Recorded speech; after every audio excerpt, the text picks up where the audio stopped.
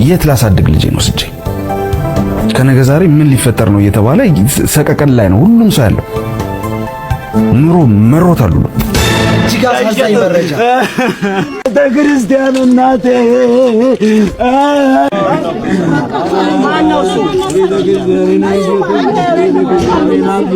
ዛሬ ሐምሌ 20 እጅግ አስቸኳይ መልእክት።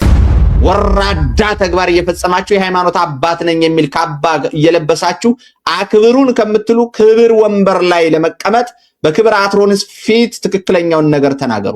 የመሰዊያ ለውጥ እኛ የሚያጨራረሰን የሚያገፋፋን ስፔሻሊ ደግሞ ሰሜን ኢትዮጵያ የክፉ መሰዊያዎች አገር ነው። መጽሐፍ ቅዱስ በተጻፈ ጊዜ የወንድ ልብስ ቀሚስ ነበረ። ስለዚህ ቀሚስ ነው መልበስ የሌለብን እንደዛ ካላችሁ እና ሱሪ የወንድ ልብስ የሆነው ራሱ በቅርብ ነው። where is the root of this belief? ሱሪ ኃጢአት ነው የሚለው ወንድን ያሳስታል ካላችሁ ደግሞ አሁን ላይ ማርኬቱ ላይ ካሉ ሱሪዎችና ቀሚሶች ወንድን የሚያሳስተው የቱ ነው? ሰላም ጤና ይስጥልኝ። እንዴት አላችሁ? እንዴት ቆያችሁ? በእነዚህና በሌሎች መረጃዎች መጣሁ የተከታተሉኝ ዘንድ አሁንም በአክብሮት ጋበዝኩኝ። ላይክ በማድረግ ጀምሩ እንደተለመደው። እንግዲህ ያው ለአንድ ሀገር ሰላም ወሳኝነት አለው። ሀገር ታሪክ ትበለጽግ ዘንድ ሰላም ምንም የማያጠራጥር አንድ ሁለት የማይባል ሀቅ ነው። ይህን መቼም ፎቶግራፍ ትላንትና በማህበራዊ ሚዲያ ያው ብዙዎቻችሁ ተመልክታችሁት ይሆናል። ከአማራ ክልል ውስጥ ባለ ግጭት ወይ ጦርነት እንግዲህ ሲቪሊያን ሲጓዙ ከነበረበት መጓጓዣ ወርደው እንግዲህ ተደብቀው ነው ራሳቸው ተባራሪ ጥይት እንዳይመታቸው ሕፃናት አሉበት፣ እናቶች፣ ሴቶች፣ ወጣቶች። ያሳዝናል። በእውነት በጣም ያሳዝናል። ለማንኛቸውም ግን ያው ምክክሩ ስለ ሰላም ነው ይላሉ እኛ አባት። ኢትዮጵያ እየመከረች ነው። ኢትዮጵያ እየመከረች ያለችው ምክክሩ ለኢትዮጵያ ሕዝቦች አገር ውስጥ ላለው ውጭም ላለው ለኢትዮጵያ ዜጋ የሰላምና የፍቅር ምክክር ሆኖ ኢትዮጵያ ሰላም ወርዶ ለዓለም ምሳሌ እንደምትሆን ባለሙሉ ተስፋዎች ነን። እንደ አገር ሸማግሌ እንዳፋችሁ ቢያደርግልን እንሰየው። ማን በጠላ እንዳፋችሁ ቢሆን ሁሉም ነገር ግን መሬት ላይ ያለው እውነት እሱን አያመለክት። መንገደኞች እንግዲህ ያው ከተባራሪ ጥይት ራሳቸውን ለማዳን ሲሉ እንደዚህ ከሆኑ ምክክሩ ምን ላይ ነው የሚል ጥያቄ ያስነሳብኛል እኔ እንደ አንድ ተራ ተርታ ሰው። ለማንኛቸውም ብዙዎች ናቸው ስለ ሰላም እየጮሁ ያሉት፣ ሰላም ይመጣ ዘንድ እየወተወቱ ያሉት። እግዚአብሔር ሰላሙን ያምጣልን። የት ላሳድግ ልጄን ወስጄ? ከነገ ዛሬ ምን ሊፈጠር ነው እየተባለ ሰቀቀን ላይ ነው ሁሉም ሰው ያለው። ኑሮ መሮታል። እሺ አሁን ምን አይነት ሙዚቃ ልስራ? የትኛውን ስሜት ልናገር? መደገፍ አልችልም፣ መቃወም አልችልም፣ ዝም ማለትም አልችልም። ወተን መስራት አንችልም፣ ኤክስፕሎር ማድረግ አንችልም። ሁላችንም ተፈራርተን የጎሪጥ እየተያየን ነው እየኖርን ያለው። እየተፈጠረ ያለው ነገር በጣም እያሳዘነኝ እያሳፈረኝም ነው። የኔ ጄኔሬሽን እየተበደለ ነው። ይሄ ጄኔሬሽን እየተበደለ ነው። የሚያዳምጥ ካለ ቢያዳምጥ መልካም ይመስለኛል። አሁን በዚህ ሰዓት ሁሉም በእድሜው ያደረጋቸው ነገሮች ናቸው ዛሬ ላሉበት ነገር ያደረሳቸው። ሁሉም በእድሜው ሰርቶ ሁሉም በእድሜው ለፍቶ በብርታቱ ዘመን የሰራውን ነገር ነው ዛሬ እንግዲህ ዞሮ ዞሮ ምንድነው ያው ተማጽኖ ነው እንደው ከእግዚአብሔርም ከሰውም ሰላም ይመጣ ዘንድ ሁሉም። እስቲ ወደ ወሊሶ ደግሞ ገራ እንበል። መቼም ሰላም እጦቱ በቤተ ክርስቲያኗም በቤተ ክህነቷም በውስጥ የጎበዝ አለቆች ነው። ወሊሶ ላይ ምን ተፈጠረ? እስቲ እኔ እጅግ አሳዛኝ መረጃ ክርስቲያን እናቴ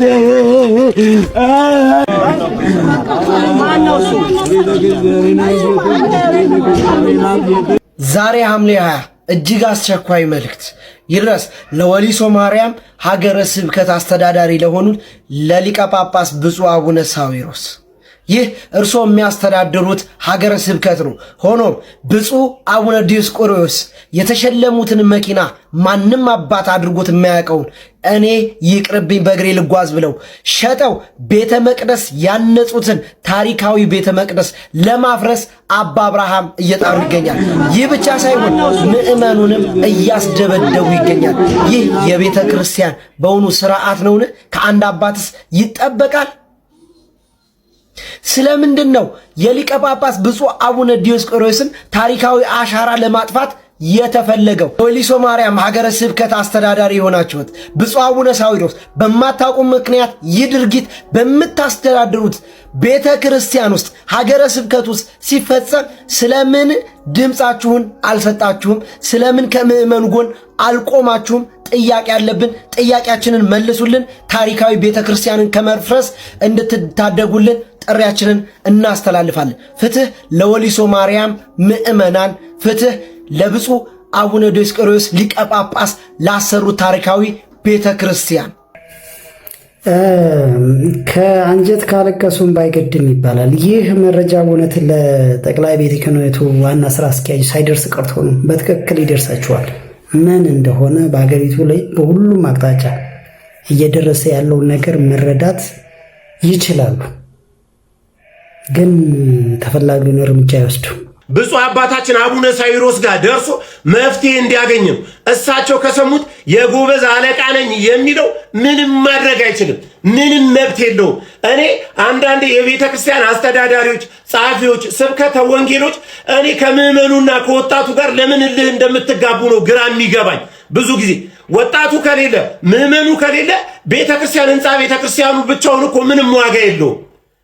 እንዴ ስጋው ደሙን የሚቀበል ሰዓታቱን፣ ማህሌቱን፣ ቅዳሴውን የሚቆም ምዕመን ከሌለ እኮ ምንድነው ህንፃ ቤተ ክርስቲያኑ ጥቅሙ? ለእናንተ ብቻውን እኮ ጥቅም የለው። ለነገሩ በዙሪያው ሱቆች ካሉ ገቢ ካለ ምዕመኑ መጣ አልመጣ ለእናንተ ግድም አይሰጣችሁ። ስለዚህ ዛሬ ከወሊሶ ወጣቶች ጎን እንቆማለን። እኔም የወሊሶ ማርያም ጉዳይ ይመለከተኛል እያላችሁ ኮሜንት መስጫውን አጥለቅልቁልኝ። ለብፁዕ አባታችን ለአቡነ ሳዊሮስ ይድረስና ይህንን የጎበዝ አለቃ እኔ አንዳንዴ የክህነት ልብስ የለበሳችሁትን አባቶቻችንን ላለመናገር በጣም እጠነቀቃለሁ። ግን የምታደርጉት በቃ ምንም አታመጡም፣ እኛ የጎበዝ አለቃ ነን እያላችሁ ነው። አረ ተው ተው፣ በእናታችሁ ተው። በቃ አባቶቻችን ከእናንተ እኛ የሚያምርብን ቡራኬ ስንቀበል፣ እናንተ እንደ አባትን እኛ እንደ ልጅ ስንታዘዝ ነው። ስለዚህ በተቻለ አቅም ነገሩን በረዳ አድርጉና የብፁዕ አባታችን አጽም ያለበት ነው አታፍርሱት፣ ታሪክ ያለበት ነው አታፍርሱት ካሏችሁ ለምን ታፈርሱታላችሁ? በቤተ ክርስቲያን ውስጥ ያው እየፈረሰ ያለበት ሁነት እንግዲህ ወይ በኮሪደር ልማት ነው ወይ በሆነ ነገር ነው። ኮሪደር ልማት እንግዲህ የመንግስት አንድ አቅጣጫ ነው እንበል። ቅርስን አፍርሶ አይደለም። እስራኤል እኮ ምን የመሰለ ህንፃ ወይንም ደግሞ አስፋልት ሰርታ ወይንም ደግሞ ህንፃዎች ሰርታ በጣም የሚያሸበረቁ መኖር ትችላለች። ግን ቅርሶችን አላፈረሰችም። በደንብ ተንከባክባ ገነባችሁ፣ ከዛ ውብ አረገችው እንጂ እኛ ጋር ቅርስን አፍርሶ መሆን የለበትም ነው እንደዛም ከሆነ። ስለዚህ ለዚህ ጉዳይ ጥንቃቄ ያስፈልጋል። ታሪክን አፍርሶ ታሪክ መስራት አይቻልም ነው። ወራዳ ተግባር እየፈጸማችሁ የሃይማኖት አባት ነኝ የሚል ካባ እየለበሳችሁ አክብሩን ከምትሉ ክብር ወንበር ላይ ለመቀመጥ በክብር አትሮንስ ፊት ትክክለኛውን ነገር ተናገሩ። አትሮንሱ ፊት ቀርበህ የለለ ውሸት እየተናገርህ የለለ ዝባዝንኬ እየተፋህ የሃይማኖት አባት ነህ ልልህ አልችልም። በቃ አለቀ። ደግሞ እኮ አልከበራል አላከብረን አሉ። እንዴት ነው እየዋሸህ ላከብርህ የምችለው? ምን ቆብ ከላይ ስለደፋ ነው ሻሽ ስለጠመጠመ? አትሮንስ ፊት ስትዋሽ፣ ታቦተ ሕጉ ፊት ስትዋሽ ያላፈርከው ያልተሸማቀቀውን እኔ እንዴት ነው ስላላከበርኩ የምትሸማቀቀው? አንተ አምላክን ስታከብር ካላየሁን ያንተን አላከብርም። ባጭሩ ይሄ ነው፣ አለቀ። ህጋዊ ክህደት ስትፈጽም እያየሁህ አክብረኝ። እንዴት ነው ያከብር የምችለው? ብችል እንደው በዱላ ይዤ ልጨባባር ደስ ይለኛል። ለምን? በአንተ ምክንያት ብዙ ምዕመን እንዲሰናከል ስለማልፈልግ። አባቶች ተጠንቀቁ ነው እንግዲህ አባቶች። እግዚአብሔር ምዕመኑን አስነስቶ ክፉ ነገር እንዳይደርስባችሁ ልክ እንደ ግብፅ መነኮሳት ነው። ስለዚህ የሚገባውን ነገር አድርጉ ነው። በጣም ነገሮች ባይዘይ ወደ እንግዲህ መቼም ከኦርቶዶክሳውያን በላይ አባቶችን የሚያከብር ምንም ነገር የለም። በጣም ትልቅ ቦታ ያለው ምዕመን ነው ይህ ኦርቶዶክሳዊ ምዕመን። እንኳን ለአባቶቹ አይደለም ሌላ ሃይማኖት ተከታይ የሆኑትን በእድሜ ከፍ ከፍ ያሉትን በጣም የሚያከብር ነው። ምክንያቱም የሃይማኖቱ አስተምረው እስከሆነ ድረስ። አሁን ግን ይሄን ያህል ከመጣ ምዕመኑ ሌላ ነገር እየጀመረ ነው ማለት ነው። እንደዚህ ብሎ ካለ እንግዲህ እግዚአብሔር ሊያስነሳባችሁ እንደሆነ ተጠንቀቁ። እንግዲህ እኔ እንደዛ ነው የሚገባኝ። ለማንኛቸውም ልቦና ለእኛም ለእናንተም ይስጥ። ይህ ፓስተር ነው እንግዲህ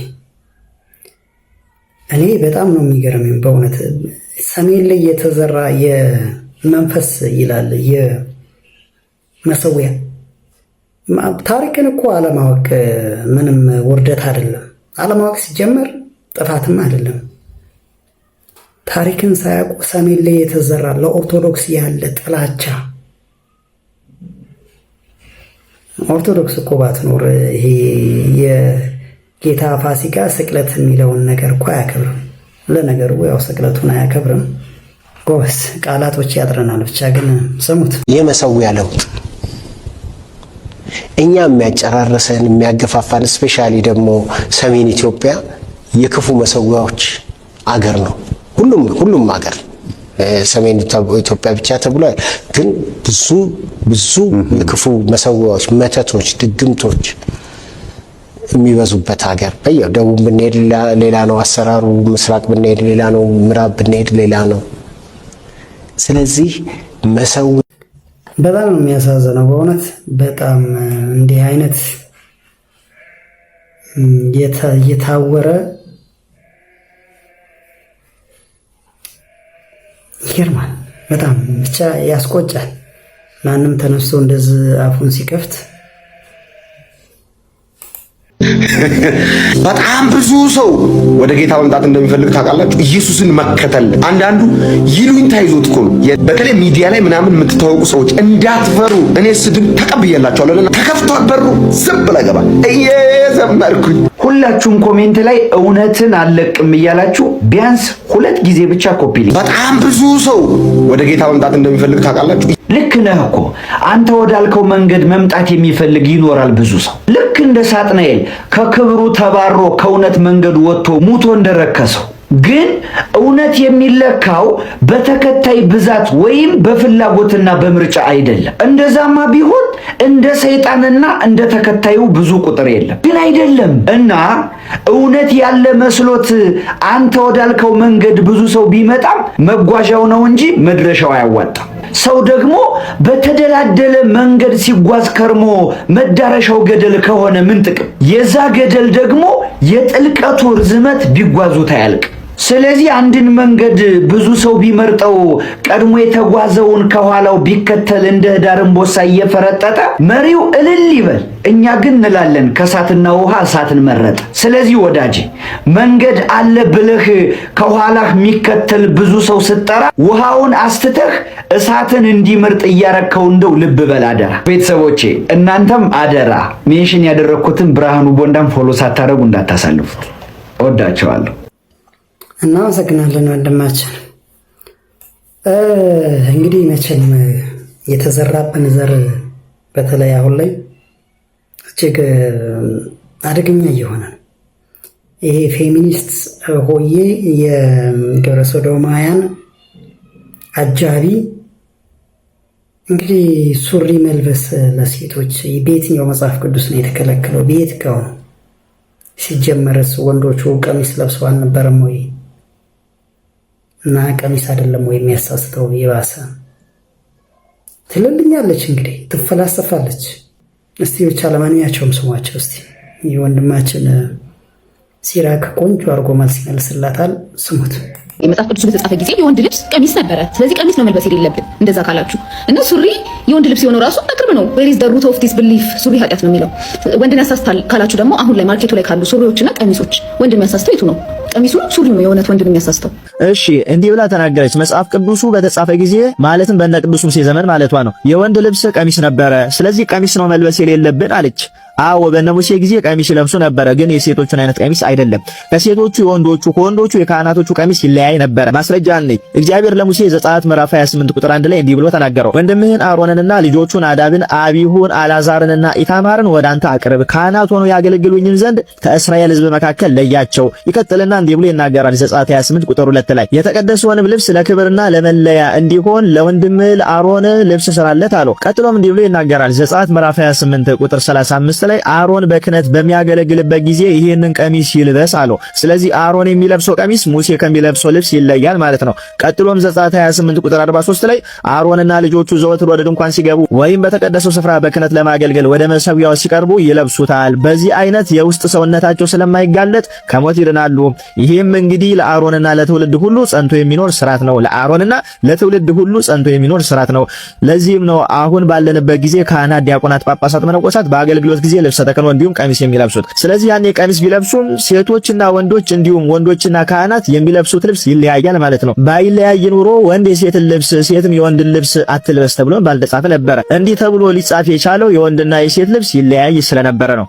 ቀጠለችና ምን አለች? ሱሪ የወንድ ልብስ የሆነው በቅርብ ነው አለች። የወንድ ልብስ ቀሚስ ብቻ ነበረ ብሎ የተናገረው ማን ነው? ከየትኛው መጽሐፍ ላይስ አገኘሽው? እንዲሁም ወንዶች ሱሪ መልበስ የጀመሩት በቅርብ ጊዜ ነው የሚለውንስ ከየት አገኘሽው? ጥያቄ ነው። እኔ ግን ሱሪ በእነ ሙሴ ጊዜ እንደነበረ ከእነርሱም በኋላ ሱሪ በወንዶች ይለበስ እንደነበረ ማስረጃ ልስጣችሁ። ዘጸአት ምዕራፍ 28 ቁጥር 42 ላይ የውስጥ ሰውነታቸው እንዳይጋለጥ ከጥሩ በፍታ ከወገባቸው እስከ ጭናቸው የሚደርስ ቁምጣ ሱሪ ትሰራላችኋል። እንዲሁም ይቀጥልና ሁለተኛ ማስረጃ ዘጸአት ምዕራፍ 39 ከቁጥር 27 እስከ 29 ላይ ለአሮንና ለልጆቹ እጀ ጠባቦችን ከጥሩ በፍታም አክሊልን ከጥሩ በፍታም መልካሞችን ቆቦች ከተፈተለ ከጥሩ በፍታም የእግር ሱሪዎችን እግዚአብሔር ሙሴን እንዳዘዘው አደረጉ ይላል። ሌላ ማስረጃ ልጨምርልሽ። ዘሌዋውያን ምዕራፍ 6 ቁጥር 10 ላይ ካህኑም ከከፋይ የተሰራ ቀሚሱን ሱሪውን ለብሶ የሚቃጠለውን መስዋዕት እሳት ከበላው በኋላ የቀረውን አመድ ሰብስቦ በመሰዊያ ጎን ያፍስሰው ይላል። ሱሪውን ለብሶ ይለበስ ነበረ። ሌላም ልጨምርልሽ። ዘሌዋውያን ምዕራፍ 16 ቁጥር 4 ላይ እንዲህ ብሎ ይናገራል። አሮን ወደ ቅድስተ ቅዱሳን ከመግባቱ በፊት ሰውነቱን ታጥቦ የክህነት ልብሱን ይልበስ፣ ይሄውም አለ ከበፍታ የተሰራውን ቀሚስና ሱሪ ይልበስ በማለት በእነ ሙሴ ጊዜ ከቀሚሱ ባሻገር ወንዶች ሱሪ ይለብሱ እንደነበረ በተደጋጋሚ መጽሐፍ ቅዱስ ይናገራል። ቀጥለንም ይሄ ሱሪ ለካህናቱ ብቻ የተሰጠ ነው፣ ሌሎች ወንዶች አይለብሱትም ነበረ ብለን ጥያቄ ብናነሳ ማለት ነው ካህናት ከሆኑት ውጪ ሌሎች ወንዶች ሱሪ ይለብሱ እንደነበረ ትንቢተ ዳንኤል ምዕራፍ 3 ቁጥር 19 እስከ 21 ላይ እንዲህ ብሎ ይናገራል። በዚያን ጊዜ ናቡከደነጾር ሲድራቅ ሚሳቅንና አብደናጎ ላይ እጅግ ተቆጥቶ መልኩ ተለወጠ። ስለዚህ እሳቱ ከቀድሞ ይበልጥ በሰባት እጥፍ ከፍ ብሎ እንዲነድ ትእዛዝ ሰጠ። ሶስቱንም ሰዎች አስረው ወደሚነደው እሳት ነበልባሉ ጉድጓድ ውስጥ ይጥሏቸው ዘንድ ከሰራዊቱ መካከል ብርቱ የሆኑትን አዘዘ። ስለዚህ ቀሚሳቸው ሱሪያቸውና መጠምጠሚያቸው ሳይቀር ሙሉ ልብሳቸውን እንደለበሱ አስረው ወደሚነደው ወደ እሳት ነበልባል ጉድጓድ ውስጥ ጣሏቸው። ስለዚህ ከካህናቱ በስተቀር ሌሎች ወንዶች ሱሪ ይለብሱ ነበር። አናንያ፣ አዛርያ፣ ሚሳኤል ካህናት አልነበሩም፣ ግን ሱሪ ይለብሱ እንደነበረ ይሄው መጽሐፍ ቅዱስ ይናገራል። ስለዚህ ከካህናቱ በስተቀር ሌሎች ወንዶች ሱሪ ይለብሱ እንደነበረ በዚህ ታወቀ ማለት ነው። ይህ ማለት ደግሞ ወንዶች ሱሪ መልበስ የጀመሩት ከቅርብ ጊዜ ወዲህ ነው የሚለውን ሐሳብ ሙሉ በሙሉ ያፈርሰዋል ማለት ነው። በተቃራኒው ደግሞ አንድም ቦታ ላይ ሴቶች ሱሪ ይለብሱ እንደነበረ ተጽፎ አያውቅም። ነገር ግን ልብሳቸው ቀሚስ እንደነበረ ሁለተኛ ሳሙኤል ምዕራፍ 1 ቁጥር 24 ላይ የእስራኤል ሴቶች ሆይ ውድ የሆነ ሐምራዊ ቀሚስ ያለብሳችሁ ለነበረው በወርቀ ዘቦም ላስጌጣችሁ ለሳኦል አልቅሱለት በማለት ሴቶች ቀሚስ ይለብሱ እንደነበረ ተናግሯል። ስለዚህ የሴቶች ልብስ የነበረው ቀሚስ ነው። መጽሐፍ ቅዱስና የሥርዓት መጽሐፍት ላይ አንድም ቦታ ላይ ሴቶች ሱሪ ይለብሱ እንደነበረ አልተጠቀሰም። ከመጽሐፍትም ወጥተን ብንመለከት በኢትዮጵያ ታሪክና ትውፊት ሴት ልጅ የምትለብሰው ቀሚስ ነው፣ ወንድ ልጅ የሚለብሰው ደግሞ ሱሪ ነው። እንዲሁም ቀጠለችና እህታችን ምናለች? ሱሪ መልበስ ለምን ኃጢአት ሆነ ብላ ጠየቀች። ሱሪ መልበስ ለምን ኃጢአት ሆነ ለሚለው ጥያቄሽ ደግሞ በእነዚህ መረጃዎች ከላይ ባየናቸው መረጃዎች መሰረት ሴት ልጅ ልብሷ ቀሚስ ነው ካለ የወንዶች ልብስ ደግሞ በመጽሐፍ ቅዱስ በቅዱሳን አባቶቻችን ታሪክ እንዲሁም በቤተ ክርስቲያን ትውፊትና በኢትዮጵያውያን ባህል መሰረት የወንድ ልጅ ልብስ ሱሪ ነው። ቀድሞም ቀሚስ ለምን ይለብሱ እንደነበረ አሁንም ያሉት ካህናት ለምን ቀሚስ እንደሚለብሱ ከላይ አይተናል። ስለዚህ ዘዳግም 22 ቁጥር 5 ሴት የወንድ ልብስ አትልበስ፣ ወንድም የሴትን ልብስ አይልበስ አለ። ስለዚህ እንደሌሎቹ ሁሉ ይሄም የእግዚአብሔር ትእዛዝ ነው። ቀጠለና ይሄንን የሚያደርግ አለ ትእዛዙን የሚሽር ማለት ነው በአምላክ በእግዚአብሔር ዘንድ የተጠላ ነውና ይላል። ስለዚህ በእግዚአብሔር ከመጠላት ውጪ ምን ኃጢአትና ጭንቅ ነገር አለ? ከ10ቱ ትእዛዛት አንዱን ስናፈርስ ኃጢአት እንደሆነ ሁሉ ይሄም እንደዛው ትእዛዝ ነው፣ ስናፈርሰው ኃጢአት ነው። ስለዚህ ሱሪ መልበስ ለሴቶች ኃጢአት ነው ያለው ማን ነው ካላችሁ ከላይ ባየናቸው ማስረጃዎች መሰረት ወንዶች ሱሪ ለብሱ እንደነበረና ሴቶች ግን ሱሪ ለብሶ እንደማያውቁ ልብሳቸውም ቀሚስ እንደሆነ አይተናል። ስለዚህ ሱሪ የወንድ ልብስ ነው። አሁን ሱሪ የሚለብሱ ሴቶች ዘዳግም ላይ ያለውን ትእዛዝ እያፈረሱ ነው። ትእዛዝ ላይ የሚያፈርስ ደግሞ ኃጢአት ይሆንበታል። ይህ ኃጢአትም ደግሞ በእግዚአብሔር ዘንድ አጸያፊና እግዚአብሔር እንዲጠላን የሚያደርግ ኃጢአት ነው። በዚህ ምክንያት ሱሪ መልበስ ለሴቶች ኃጢአት ነው ብለን እንናገራለን። እንዲሁም ምን ብላ ተናገረች እህታችን? አሁን ማርኬቱ ላይ ካሉ ቀሚሶች ይልቅ ሱሪዎች ይሻላሉ በማለት እንዲሁም አሁን ሴቶች ለወንዶች ፈተና የሚሆኑት ሱሪ ለብሶ ሳይሆን ቀሚስ ለብሰው ነው የሚል ሐሳብ ሰነዘረች። ሌሎችም ሴቶች አሁን ካሉ ቀሚሶች ሰፊ ሱሪ ብንለብስ የሚል ሐሳብ ያነሳሉ። ለዚህም ቀላሉ መልስ ዘመን ያመጣውን ጊዜ ወለዶን አጭርና ሰውነት ላይ ጥብቅ የሚልን ቀሚስ የምትገዙት ወዳችሁ ፈቅዳችሁ በገንዘባችሁ እንጂ ቤተክርስቲያን አዛችሁ ማንም አስገድዷችሁ አይደለም። ስለዚህ ማርኬቱ ላይ ሰፋ ያሉና ስርዓት ያላቸው ሰውነት ላይ የማይጣበቁ የሰውነትን ቅርጽ የማያሳዩ አጭር ያልሆኑ ሰውነታችሁን የሚሸፍኑ ቀሚሶችን ገዝታችሁ ልበሱ ነው መልሱ እንጂ እገሌ እንደዚህ ሆነ፣ ቀሚሱ እንደዚህ አጠረ፣ ቀሚሱ እንደዚህ ጠበበ የሚል ሐሳብ እዚህ ጋራ ጥያቄ ሆኖ ሊቀርብ አይገባም። ቃለ ሕይወት ያሰማልን። ከሀ እስከ ፐ ይህ የአለባበስ ስርዓታችንን የሚያመለክተውን መጽሐፍ ቅዱሳዊ ቃል አስተማርን። ቃለት ያሰማልን። ወንድማችን ረጅም ዕድሜ ከጤና ጋር ይስጥልን። ይኸው ነው። አመሰግናለሁ።